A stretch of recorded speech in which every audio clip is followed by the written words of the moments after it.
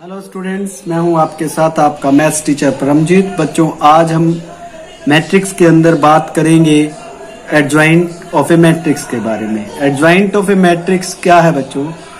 अगर ए कोई हमारे पास मैट्रिक्स है, A I J of order m cross n। Students ये भी ध्यान रखेंगे, m क्रॉस n ऑर्डर है और यहाँ पर m इक्वल टू n है। मतलब ये हुआ कि A is a square matrix. A क्या है? एक स्क्वायर मैट्रिक्स है। Then adjoint of A, adjoint A is equal to लिखा जाएगा A I J ट्रांसपोज। तो बच्चों यहाँ पर जो A I J है इसे हम कोफैक्टर कहेंगे, कोफैक्टर मैट्रिक्स।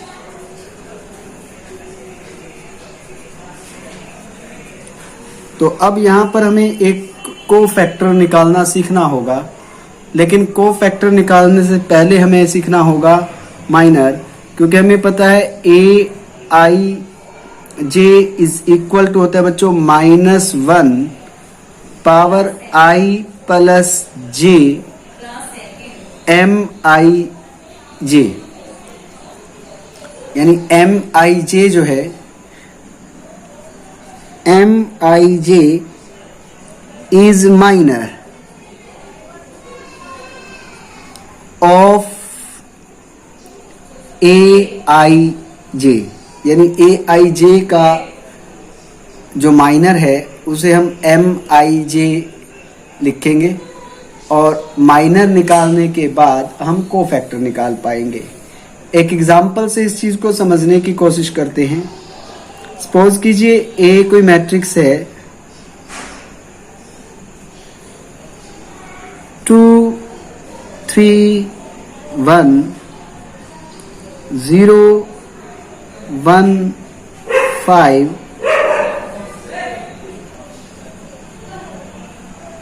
1 0 -2। तो हम बच्चों यहाँ माइनर्स निकालते हैं और माइनर्स निकालने के बाद हम कोफैक्टर निकाल पाएंगे। सपोज कीजिए हमें 2 के माइनर्स निकालने हैं, तो हम लिखेंगे M11। जो हमने M11 लिखा है तो फर्स्ट रो और फर्स्ट कॉलम, फर्स्ट रो और फर्स्ट कॉलम को डिलीट कर दें और बाकी जो हमारे पास बचा है 1 0 5 -2, इसके हम डिटरमिनेंट्स निकाल दें तो -2 बनेगा। इसी तरीके से M12 करते हैं हम, तो M12 में बच्चों हम फर्स्ट रो सेकंड कॉलम छोड़ देंगे, 0 1 5 -2 हो जाएगा और ये हमारे पास बनेगा बच्चों -5। फिर M13 लिखें बच्चों, तो फर्स्ट रो और third column 0 1 1 0 that is equal to -1 हो जाएगा। और फिर हम मैट्रिक्स के अंदर M21 अगर कैलकुलेट करते हैं तो मैट्रिक्स के अंदर सेकंड रो और फर्स्ट कॉलम छोड़ने के बाद 3 0 1 -2 लिख देंगे। 3 0 3 0 1 -2 क्रॉस मल्टीप्लाई कर देंगे तो ये हमारे पास बनेगा 6 माइनस। हेल्प के लिए हम इसको इधर लिख लेते हैं बच्चों, ताकि आपको दिखाई देता रहे साथ के साथ। 2 3 1 1 0 1 5 and 1 0 -2 है हमारे पास बच्चों। अब हमने निकालना है M22। M22 means second row और सेकेंड कॉलम हम छोड़ देंगे 2 1 1 -2 2 1 1 -2, ये हमारे पास -4 -1 -5 हो जाएगा। और फिर हम निकालेंगे M23, तो यहाँ पर हम सेकेंड रो और थर्ड कॉलम छोड़ देंगे। सेकेंड रो थर्ड कॉलम 2 1 3 0 हो जाएगा। 2 1 3 0 मीन्स -3 हो जाएगा। इसी तरीके से हम थर्ड रो के जो माइनर्स हैं उन्हें हम कैलकुलेट कर लेते हैं। थर्ड रो के माइनर्स को हम किस तरीके से कैलकुलेट करते हैं ये देखते हैं। हम लिखेंगे AIJ is equal to -1 power I plus j MIJ, और हमारे पास बन जाएगा -1 पावर I प्लस j। अगर 1 और 1 लेते हैं तो 2 बन जाएगा, यानी कि I प्लस j अगर इवन नंबर आता है तो साइन चेंज नहीं होगा माइनर का, अगर ओड नंबर आएगा तो साइन चेंज हो जाएगा। यानी अगर मैं लिखूं A11 तो 1 + 1 2 इवन नंबर हो गया, ये एज इट इज आ जाएगा -2 के इक्वल हो जाएगा। अगर मैं A12 निकालूं तो 1 + 2 3 ऑड नंबर हो गया। इस वजह से M12 जो है हमारे पास वो -5 है, तो ये चेंज होकर +5 बन जाएगा। फिर हम A13 लें तो ये इवन नंबर हो जाएगा। 1 + 3 4 हो गया, इवन नंबर है। और अगर इवन नंबर है तो M13 एज इट इज आ जाएगा -1 के इक्वल हो जाएगा। इसी तरीके से अगर हम A21 निकालते हैं तो 2 + 1 3 ऑड नंबर हो जाएगा, तो प्लस का 6 बन जाएगा। A22 निकालें तो 2 + 2 4 इवन नंबर है, तो एज इट इज रह जाएगा। और A23 अगर ले तो 5 सिंबल चेंज हो जाएगा क्योंकि एक ऑड नंबर है।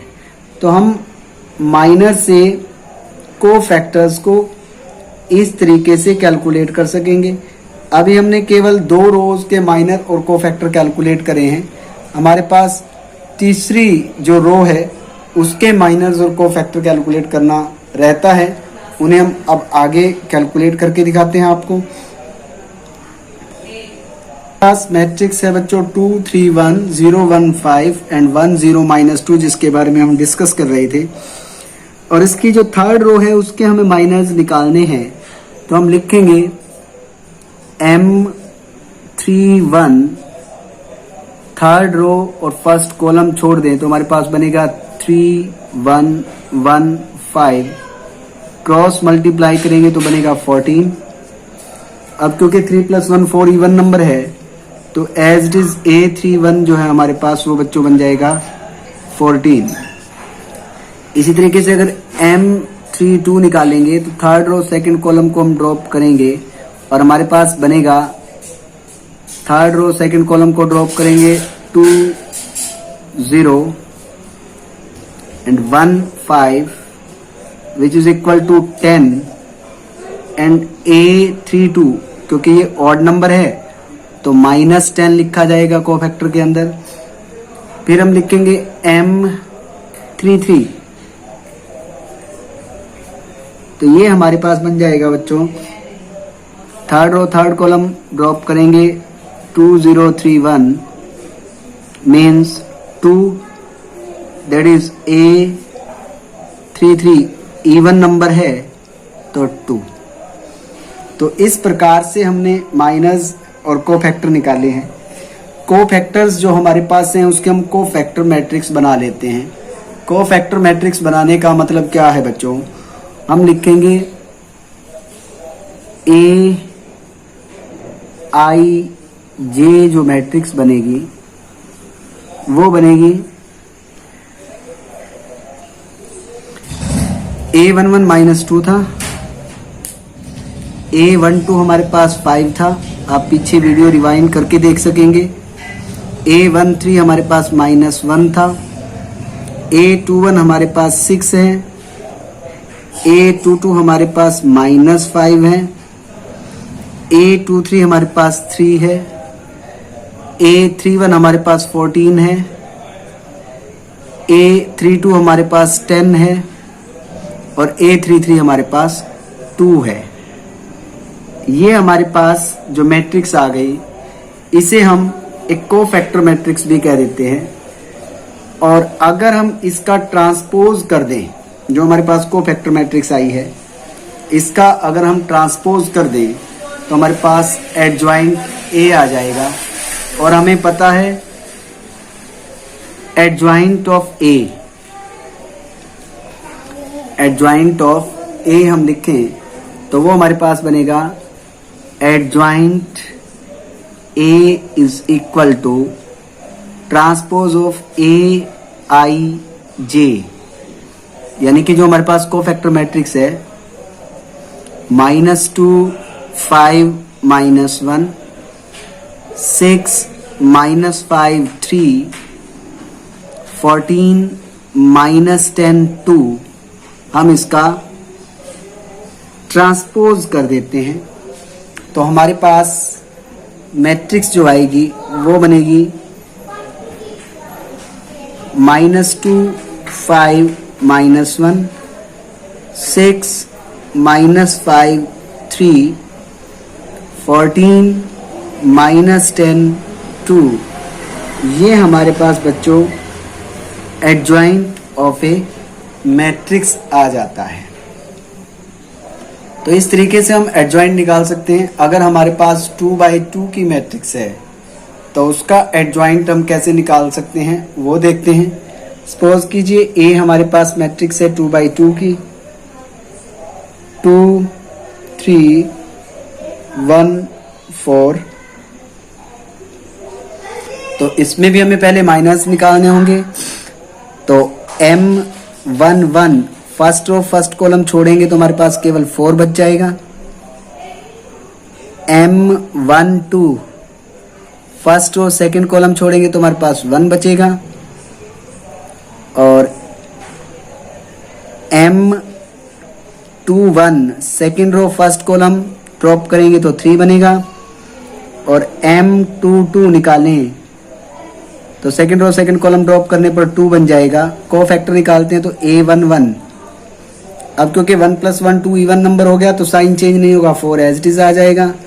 जबकि A12 1 + 2 3 ओड नंबर हो गया तो -1 हो जाएगा।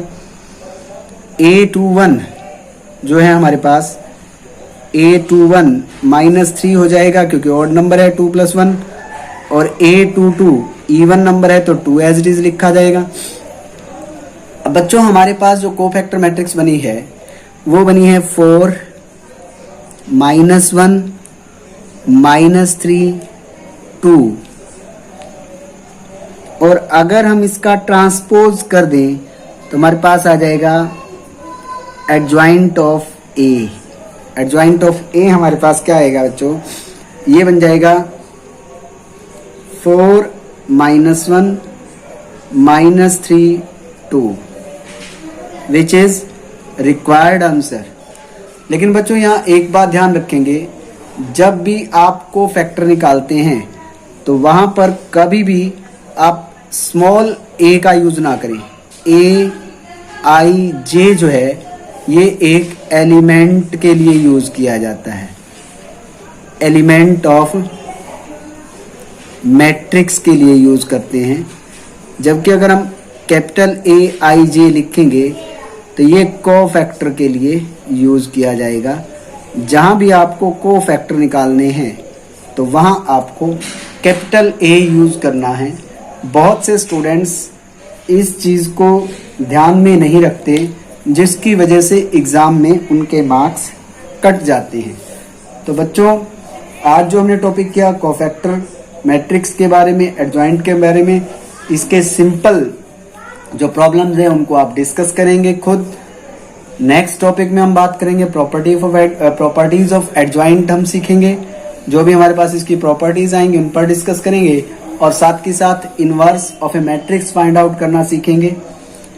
तब तक के लिए आप इसको अच्छी तरीके से प्रैक्टिस करें, घर पर सेफ रहें और मन लगाकर पढ़ें। इसी के साथ आज के वीडियो को यहीं रोकते हैं, अगले वीडियो में फिर मिलेंगे। तब तक के लिए गुड बाय, थैंक यू।